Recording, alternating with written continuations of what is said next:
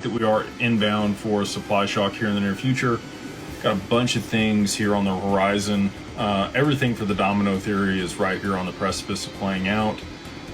Some people do think that we need permission dexes, before we actually get price appreciation. That's possible. I still am very confident that we're going to see price appreciation before the Clarity Act. We did get the government shutdown, kicked.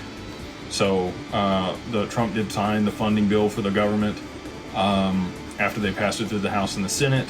So that's no longer a concern here. And they should be able to move forward with regulation around the Clarity Act before midterms. That would be the goal.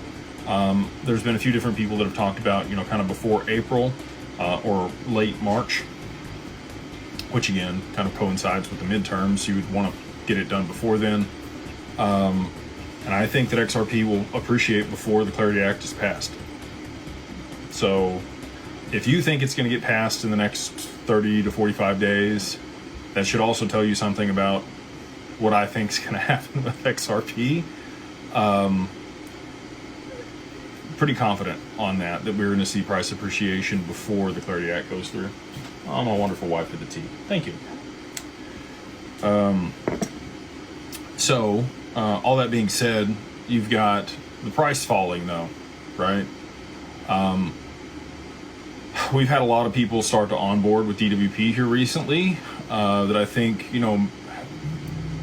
we're waiting to buy larger amounts of XRP.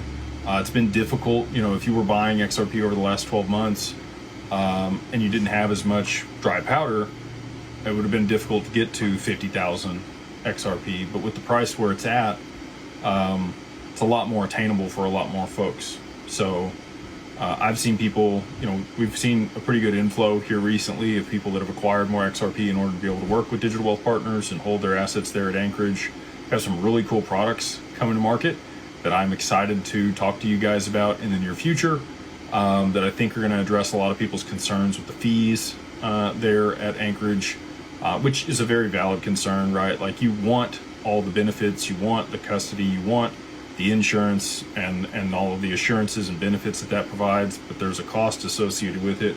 And if you have a way to be able to make sure that cost is taken care of, then it makes a lot more sense. So especially for people that have a little bit less than like $5 million worth of XRP, they're pretty apprehensive. They're like, hey, it's pretty expensive to move stuff over here if we're not making money on it.